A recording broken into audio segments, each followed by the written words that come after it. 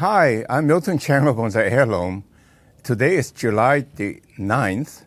It's a beautiful day. I don't think it's going to be too hot, but we had a few hot spell days, and I think you are likely to have encountered the same.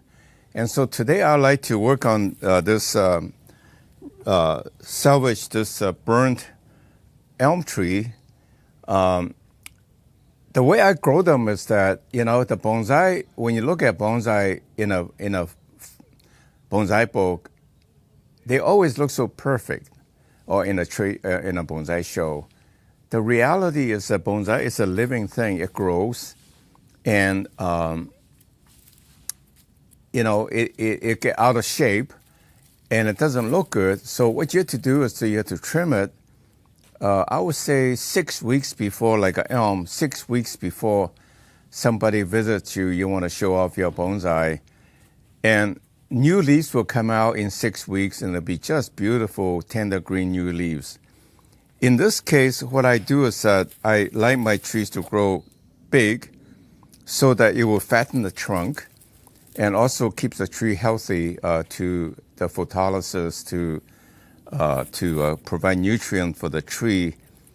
But then in a hot summer day, the root ball dries out, and it doesn't have enough water to feed the leaves, and they immediately some of the leaves turn brown. To save the tree is very resilient. It tried to get rid of the leaves down below to save the tree overall. So that's what you got. No need to be alarmed. You can see there's still plenty green, and the leaves, the tips are burned.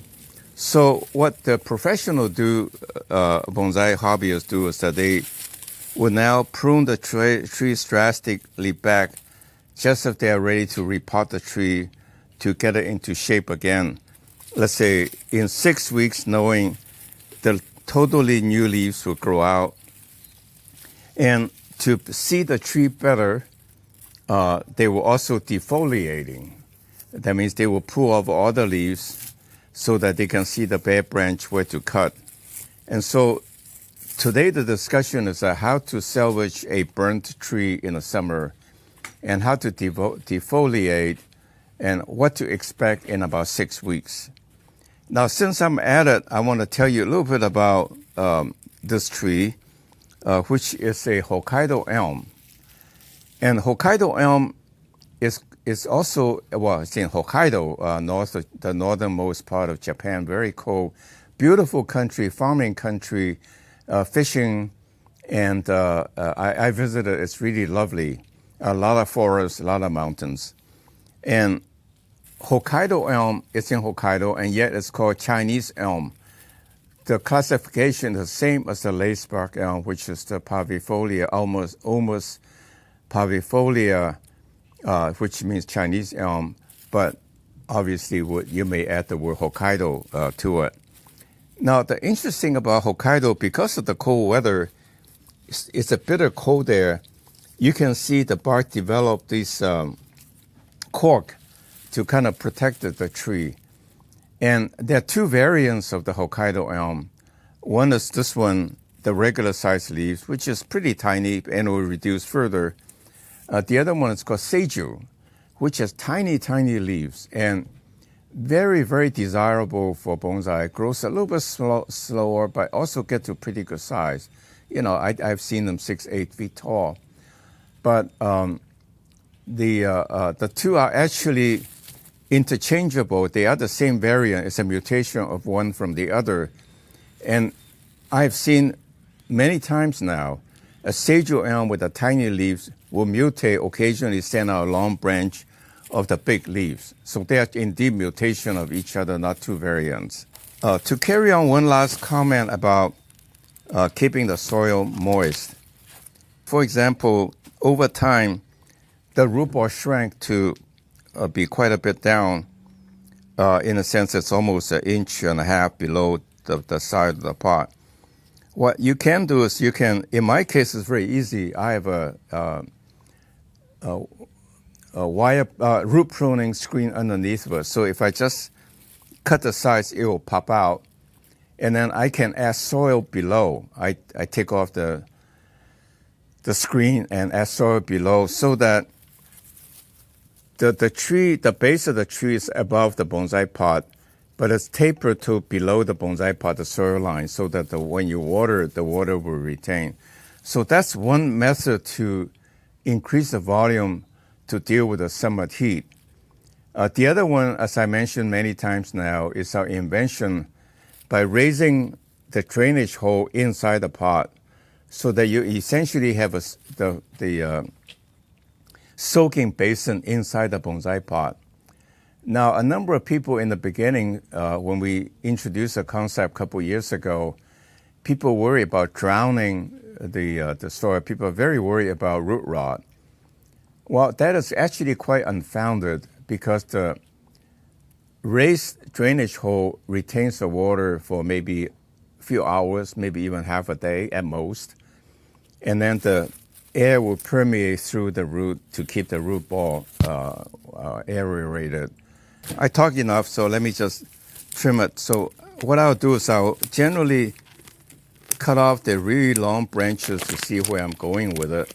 And one thing good about these elms is that they're very easy to root by cutting. I won't do it because I get plenty good cuttings. These are fairly weak cuttings in the sense of skinny branches.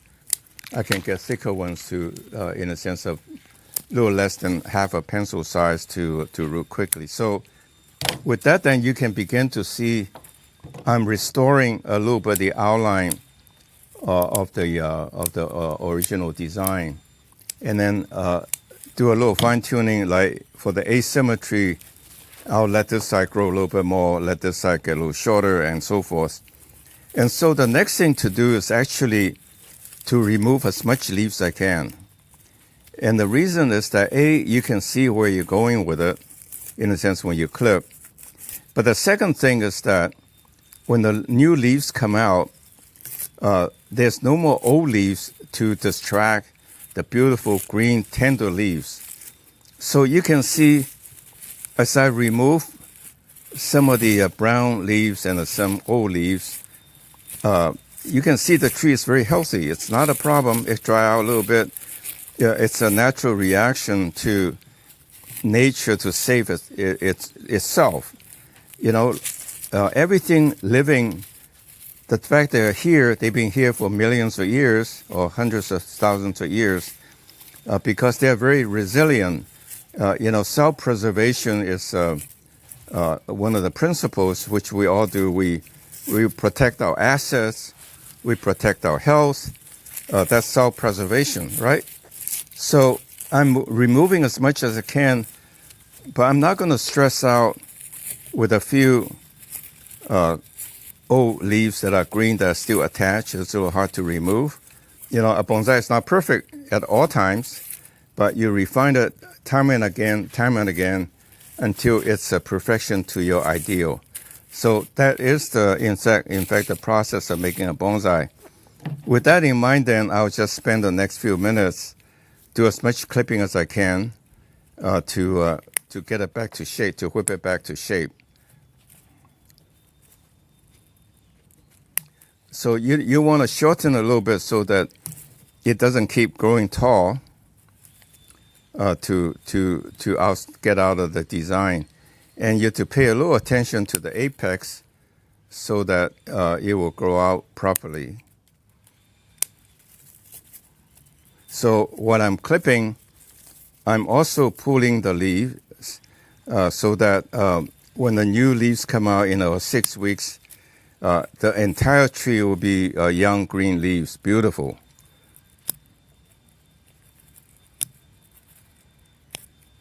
So every branch has to be done right. And I'm not wiring it because wiring, it takes us so much time that I don't think it's worth it.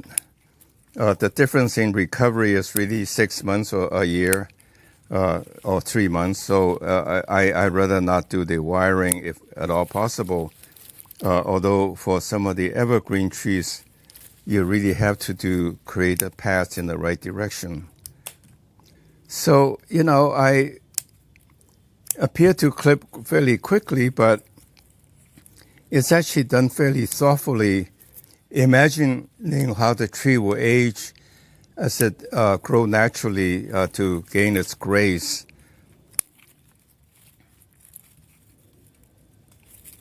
So I'm almost finishing. Like this needs a little thinking. Like this is a new branch that came out, and I think I do want this to be a little bit longer, but not that long. Now, after I reduce all of the branching, in some sense, I'm focusing the energy where it will flow, in a sense, the branches that's left. So the tree is done. I'll take this tree out of the pot to show you a little reorientation can really make the tree look good.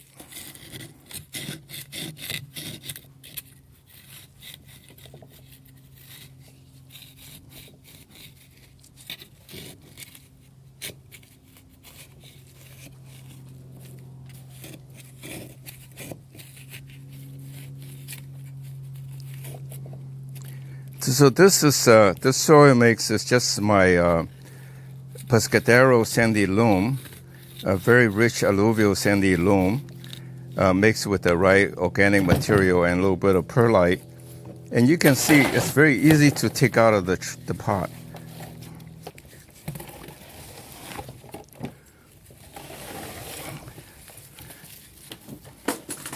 And so I'll pull off this root pruning screen. You can see there's nothing growing beyond that, and I put it right back in. What I want to do is put a little bit more of the mix into the bottom to pop up the tree, so that the base of the bonsai is quite a bit above the bottom of the pot. And I remove a little bit of side so I can replenish the soil next to it.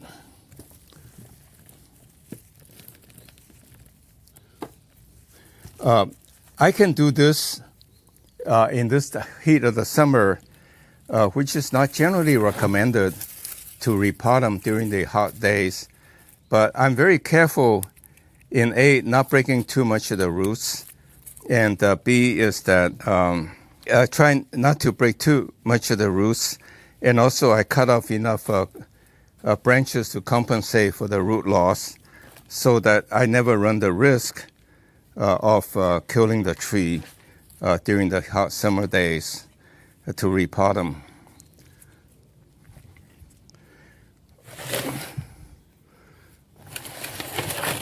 So now you can see I can do a little bit of optimization to see what's my best angle, but I think this is not a bad angle. So that's what I will put it in. So I'll take a little time to fill in the soil. Now you can see the base, display the base much bigger. You can see the cork. And then what you want to do is that you want to taper the soil.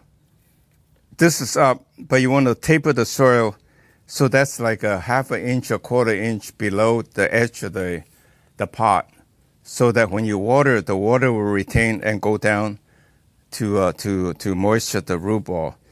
So that's what I've done today. I pruned this tree to shape. You can see this is good at almost every angle. And this is started from a cutting. I grew it in the ground for maybe 10 years, and then been working on it for 15 years in the bonsai pot, or growing pot, and then bonsai pot. And you can see the corking, you can see the turning, and the tapering by cutting, so that the trunk reduces in size. All these little subtlety that you put in your tree, it's hard to put a value on. It's just a lot of thoughts, a lot of effort. And that's what separates a bonsai from a good bonsai from a fantastic bonsai that you really treasure. So I will show you this in 6 to 8 weeks when we film next time, to show you how it fills out with beautiful green leaves that you will love. So thank you very much for watching. I hope you enjoyed my video. Click like to give me some encouragement. And tell a friend, we are a serious bonsai hobbyist channel. We tell you information that have been verified, not just to be interesting to get traction, but really useful information. So I hope you enjoyed the video and benefit from your hobby. It's a great hobby. I think one of the most important hobbies is to bond with your children and bond with the older folks. Build relationship, when you work on a tree together, and teach your children value system. So thank you very much. I hope to see you next week.